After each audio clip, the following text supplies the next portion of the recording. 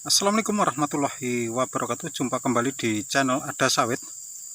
Oke teman-teman semua ya, kali ini kita membahas sedikit kenapa kita harus melakukan perawatan ekstra untuk kelapa sawit kita yang baru berusia di bawahnya 3 tahun ya, atau di mana masa-masa buah pasir ya, buah yang masih kecil ya teman-teman ya.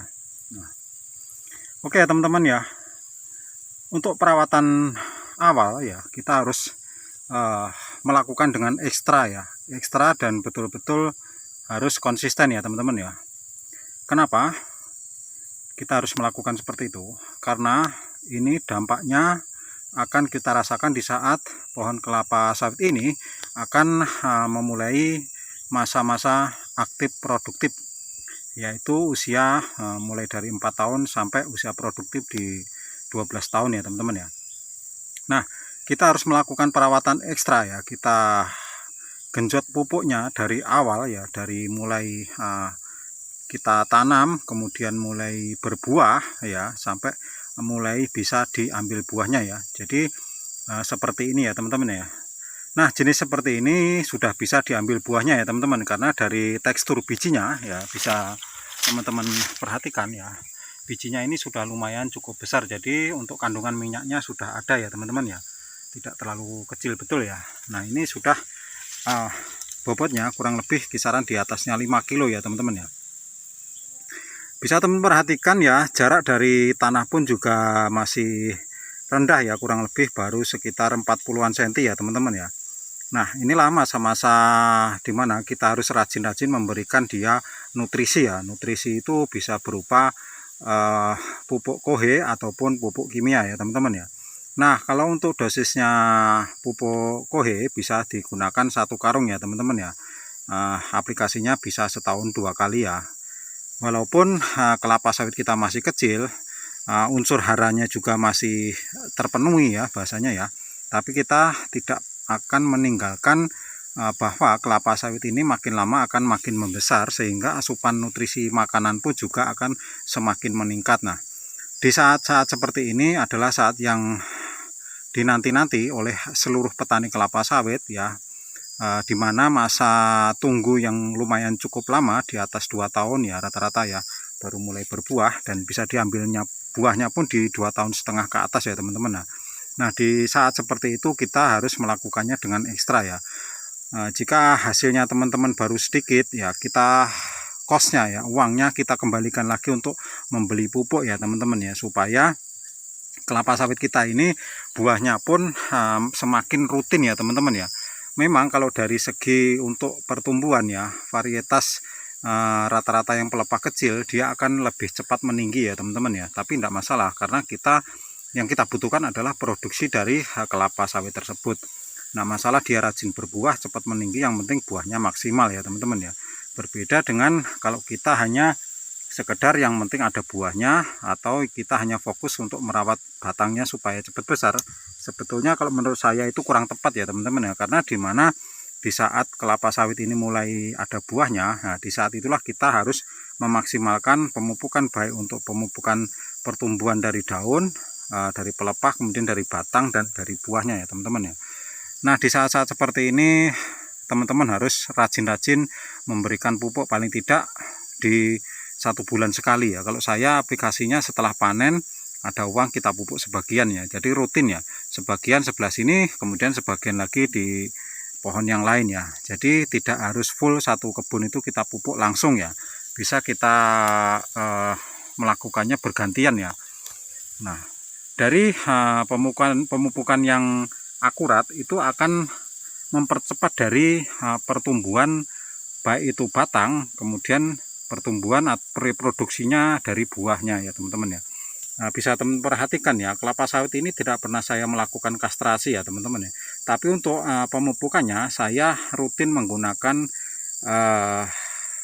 Yaramila ataupun Mutiara ya, karena dari 2 pupuk ini kandungannya sama ya, ada nitrogen, kemudian fosfor, dan kaliumnya ya teman-teman. Jadi semuanya terdukung, baik untuk pelepahnya, untuk batangnya, kemudian untuk buahnya ya.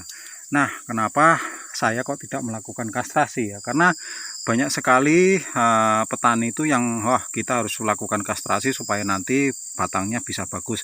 Sebetulnya tidak juga ya teman-teman ya. Di saat kelapa sawit itu sudah mulai ada buahnya ya, sudah mulai berproduksi, nah disitulah saat yang tepat menurut saya, saat yang tepat di mana buah itu bisa diambil.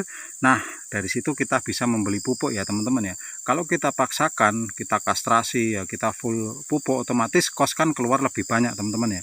Jadi kita harus melihat keadaan ya, kondisi kita, bagaimana kos keuangan kita untuk perawatan ya. Jika belum ada ya kita tunggu ya teman-teman sampai dia mulai berbuah ya. Ini tanpa ada kastrasi. Kemudian pemupukan ini hanya di awal waktu baru tanam sampai usia di 3 bulan. Selebihnya saya biarkan ya teman-teman ya. Nah selanjutnya di mana kelapa sawit ini sudah mulai mengeluarkan buah, mulai berproduksi, bahasanya buahnya bisa diambil untuk dijual. Nah dari situ saya melakukan pemupukan dengan ekstra ya teman-teman. Nah ini bisa menjadi referensi untuk teman-teman semua ya. Walaupun teman-teman melakukan kastrasi, tetap harus pemupukan maksimal. Walaupun tidak dilakukan kastrasi, tetap pemupukan maksimal. Supaya kenapa? Supaya pertumbuhan batangnya ini bisa seimbang dengan buah ya. Jadi batangnya tidak kecil ya. Buahnya pun juga bisa ngimbangi teman-teman ya. Ini seperti ini. Nah ini dari segi buahnya pun sudah lumayan ya teman-teman ya. Ini nanti ada masanya dia kosong di saat habis buah ya, habis putarannya dia akan lebih meninggi ya, itu pasti kosong. Tapi usahakan kalau kelapa sawit masih usianya di bawahnya 3 tahun sampai usia di 4 tahun, jangan di pruning ya menurut saya itu. Kenapa? Karena supaya dari segi pembentukan batang dia lebih cepat ya teman-teman ya, lebih cepat membentuk batang, kemudian lebih aktif dalam mengeluarkan calon-calon buah atau bunga betina ya teman-teman. Jadi seperti itu. Nah ini salah satu resep ya teman-teman ya. Jadi kita tidak boleh terlalu memaksa pohon kelapa sawit ini untuk bereproduksi terus, tapi dengan kita menjaga kondisi pelepah ya, karena masih terlalu rendah sekali ya, kita usahakan pelepahnya jangan dibuang sehingga dia nanti masa treknya itu tidak lama ya teman-teman ya, karena jumlah pelepah kan selalu tercukupi, tinggal kita aplikasikan pemupukan yang maksimal ya. Nah, NPK 1611 juga bagus, kemudian ditambah lagi dengan KCL ya teman-teman ya. Jadi double KCL-nya kenapa? Supaya walaupun buah ini kecil tapi dia mempunyai bobot yang cukup bagus ya teman-teman ya. Jadi kecil-kecil cabai rawit, jadi seperti itu teman-teman. Nah teman-teman, pengaplikasian pupuknya pun juga tidak usah terlalu banyak-banyak ya. Misal di satu pohon ini pernah saya bikinkan video yang lalu, satu pohon ini ya 2 sendok atau 3 sendok makan ya untuk mutiaranya, kemudian ditambah lagi dengan KCL 2 sendok makan, itu sudah cukup karena pohonnya masih terlalu kecil ya teman-teman. Jadi tidak perlu kita kasih nutrisi yang terlalu banyak, apalagi kita memberikannya rutin atau bergantian ya, setiap bulan kita gantian, otomatis semakin sering otomatis makanannya pun juga akan selalu tersedia ya teman-teman ya, sehingga nutrisi yang dibutuhkan tercukupi, kemudian buah yang kita harapkan ya dia bisa memproduksi buah secara maksimal ya teman-teman ya. Jadi itulah resep yang menurut saya lebih tepat ya, atau lebih mudah diaplikasikan ya teman-teman ya. Kita tidak banyak pekerjaan ya, maksudnya kita harus pruning, kita harus kastrasi, itu menurut saya lebih kita biarkan saja, kita ikuti alurnya dia, di mana dia mau berproduksi. Di saat nanti buahnya sudah mulai agak besar, baru kemudian kita lakukan batangnya mulai besar, kemudian kita lakukan untuk pemruningan ya. Rata-rata pemruningan itu kan di usia di atasnya 4 tahun ya teman-teman ya, sudah usia sudah ketinggian di kurang lebih sekitar 1,5 meter itu sudah sedang ya, karena dari batangnya pun sudah mulai terbentuk dengan cukup baik. Nah apabila batangnya sudah terbentuk dengan cukup baik, otomatis buah yang akan keluar itu pun kondisinya juga akan lebih besar dan lebih maksimal ya teman-teman ya. Jadi seperti itu. Tetap dijaga untuk perawatannya ya teman-teman ya, karena sawit yang kecil ini adalah investasi kita yang paling cukup riskan sekali ya. Maksudnya riskan di sini di mana saat pertama pohon kelapa sawit mengeluarkan buah, disitulah pundi-pundi keuangan kita akan muncul ya. Jadi rawatlah dengan secara maksimal. Oke teman-teman, jika video ini bisa bermanfaat untuk teman-teman semua ya, silakan memberikan jempolnya ya teman-teman, ya tidak usah ragu-ragu. Jika ingin memberikan saran masukan, silakan isi kolom komentar. Channel ini terbuka untuk semua petani kelapa sawit khususnya. Jika ada salah kata, saya mohon maaf. Saya akhiri. Assalamualaikum warahmatullahi wabarakatuh.